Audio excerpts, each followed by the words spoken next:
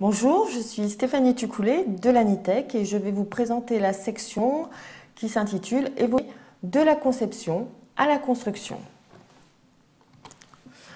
Comme vous le voyez, les fondations des métiers de demain toucheront l'intégralité du bâtiment, que ce soit la conception, la construction, l'exploitant effectivement lui-même, la GTB, c'est-à-dire la gestion technique du bâtiment, l'éthique, la technologie de l'information et de la communication et l'énergie. Tout cela devra être dans un ensemble interopérable, c'est-à-dire avec des objets qui pourront communiquer ensemble, qui demanderont des standards ouverts, forcément une évolution des métiers et des pratiques et des cadres juridiques pour fédérer l'ensemble. La première partie, la programmation. Alors, dans cette programmation, il va falloir définir effectivement les usages et prescrire les fonctions SMART. Cela va demander en activité, la première chose, d'assister le maître d'ouvrage dans la définition de ses besoins. Il faut savoir si, en fonction de son bâtiment, il veut telle ou telle fonction, s'il est plutôt orienté vers de la performance énergétique, vers de la sûreté ou de la sécurité, et puis derrière, l'aider dans le choix de son prestataire. Le prestataire, c'est celui qui va être en capacité de lui donner les meilleures options possibles. Ça demande donc de nouvelles compétences, des compétences dans l'analyse des besoins, puisqu'il y aura non seulement les besoins d'aujourd'hui, mais on sait que nous serons dans des systèmes très évolutifs à très court terme, à 5 ans. Donc il va falloir évoluer les besoins aujourd'hui, mais aussi probablement être capable d'un minimum de prospective. De cela, il y aura une étude de faisabilité parce que le client peut tout vouloir et ce n'est pas forcément possible de tout lui donner. Donc, il faudra lui expliquer en quoi c'est possible ou non et où sont les freins.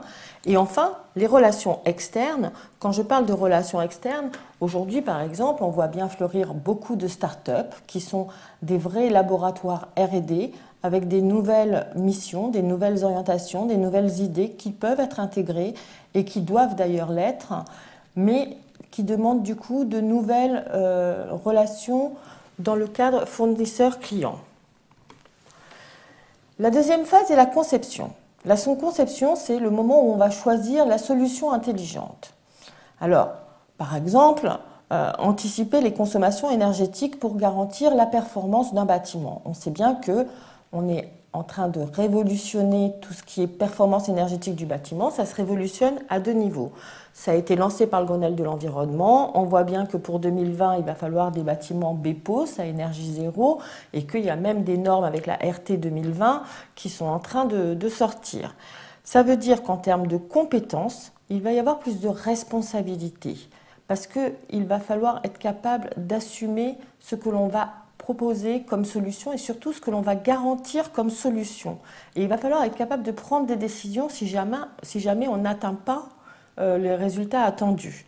Cela va demander donc une connaissance du terrain, parce que rien ne vaut un retour d'expérience, et le contrôle qualité, parce qu'il faudra bien être capable de regarder après pour voir si on a bien atteint ce que l'on voulait faire avant. Donc face à ce constat, on est dans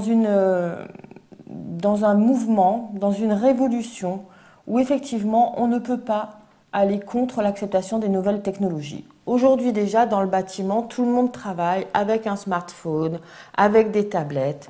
On est obligé, par contre, tous de passer dans quelque chose d'essentiel qui est la remise à niveau du réseau de communication. Pourquoi? Parce qu'une autoroute où passent les voitures, il faut savoir la construire. C'est dans ce réseau de communication que tout va passer. Donc les électriciens doivent développer leurs compétences en IP. La GTB-GTC doit également passer sur ces réseaux et également c'est la même chose pour les climaticiens ou les facility managers. Donc on voit bien qu'il y a une mutation de l'infrastructure énergétique et c'est ce qui mène effectivement au fait que tout le monde va devoir parler ensemble, ce qui n'est pas le cas aujourd'hui puisque tout le monde travaille de son côté avec une évolution des acteurs dans la construction. Alors ces évolutions, forcément, ça va demander des nouvelles compétences. Donc ça va demander quoi? De pouvoir s'adapter, de pouvoir suivre les évolutions technologiques, de nouvelles compétences, notamment relationnelles, et aussi en méthode. Quand je dis de méthode, ça veut dire être capable de gérer les choses en projet. On ne va plus pouvoir gérer de façon verticale. Je gère ma partie. Non, il va falloir gérer de façon horizontale et encore plus avec l'arrivée du BIM, quelle que soit son intervention au niveau du bâtiment ou de la phase. Donc on va avoir une complexification au niveau des chantiers, même s'il y a des avancées technologiques, et une recherche de qualité globale et durable. Donc, ça veut dire aussi des méthodes de formation continues, et effectivement, pour cela, notamment les formations numériques seront les plus à même, probablement, de pouvoir assurer ce besoin et cette nécessité. Alors, dans la construction, quelle est notre vision du futur pour les métiers de demain?